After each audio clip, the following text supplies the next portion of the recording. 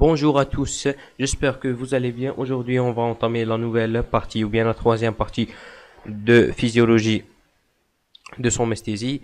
On va parler sur les voies luminiscales, on va parler sur les trajets, juste un rappel, et sur le trajet des voies luminiscales et extraluminiscales. Et la nouvelle partie de ce cours, c'est la douleur viscérale.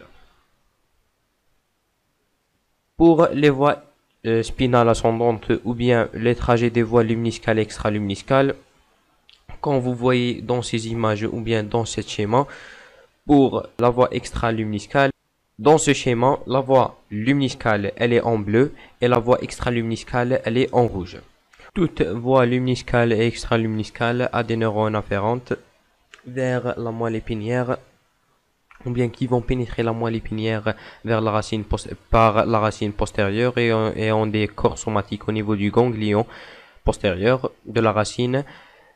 On a ces fibres afférentes de type A, delta et C pour la conduction rapide et la conduction lente des influx nerveux. Pour donner un deuxième neurone dans le système luminiscal qui va monter au long de la colonne dorsale vers le tronc cérébral et sur la voie extraluminiscale qui va monter dans le cordon ventrolatéral. La voie extraluminiscale, qu'on a dit dans les vidéos précédentes, quelle est la voie responsable de la transmission des douleurs vers le thalamus puis vers le cortex somatique, et plus précisément dans le deuxième aire somatique, ou bien l'aire somatique secondaire. Et pour la voie luminiscale, elle est responsable de la sensibilité du corps, du tronc cérébral vers le thalamus, pour former le troisième neurone pour le système extraluminiscal et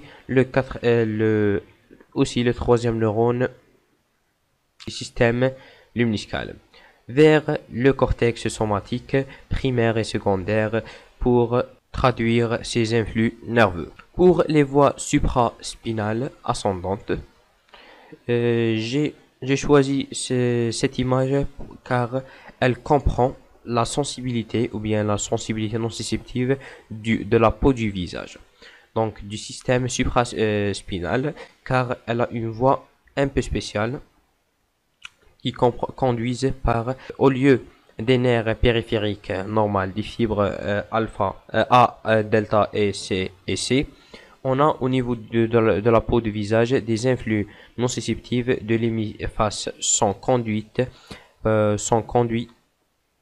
par le biais du nerf trijumeau. Donc on a la relation par l'intermédiaire du nerf trijumeau qui a aussi ces neurones qui ont leur corps somatique au niveau de la colonne, au niveau du ganglion spiral, pour monter et rejoindre la voie extraluminiscale et la voie luminiscale pour la sensation. On va parler sur la douleur viscérale. Qu'est-ce que la douleur viscérale? Pour la douleur viscérale, à partir des récepteurs viscéraux, les afférences N1 arrivent au niveau de la corne postérieure. Donc la corne postérieure du tronc cérébral, et font relais avec le N2 qui passe dans la colonne dorsale. Pour la douleur viscérale, elle a un trajet un peu différent de trajet extraluminiscal. Donc ces neurones suivent le trajet, je précise bien le trajet du système luminiscal ou bien de la voie luminiscale. Comme vous voyez, elle passe dans la colonne dorsale et monte avec la voie luminiscale, indiquant la mylotomie. La mylotomie, c'est une opération chirurgicale de la section d'une partie de la moelle épinière sur certains cordons.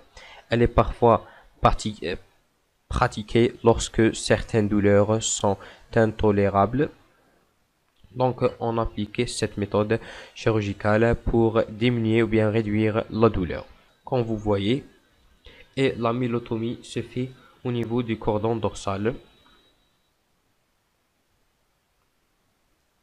Donc on a les afférences de N2 vers qui vont diriger vers le thalamus.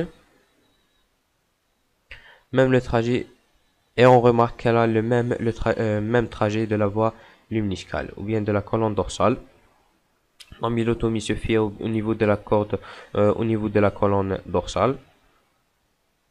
Pour les douleurs projetées, on a toujours une projection de douleur sur notre corps des viscères vers la périphérie, quelques organes qui ont relation douloureuse entre les viscères et la périphérie. Car on a la projection cutanée des douleurs. Par exemple ici, on a la douleur cardiaque peut se projeter sur la main gauche, pardon, car il rejoint le système extraluminiscal, donc ils ont presque une synapse au niveau d'un corps cellulaire qui est situé dans la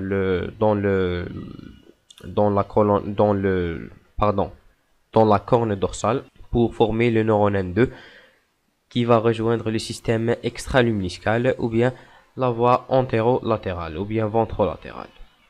Je précise bien quelques viscères et c'est pas tous les viscères. Quelques exemples de la projection des douleurs. Les douleurs qui proviennent du cœur peuvent se projeter sur l'épaule ou bien sur le membre supérieur gauche. Les poumons gauche sur le membre supérieur gauche ou bien sur l'épaule gauche. La vésicule biliaire elle peut projeter ses douleurs sur l'épaule ou bien sur la peau cutanée qui est plutôt dans le dos, sur le dos. À la fin de cette vidéo qui est courte, je vous remercie. À la prochaine vidéo, Inch'Allah.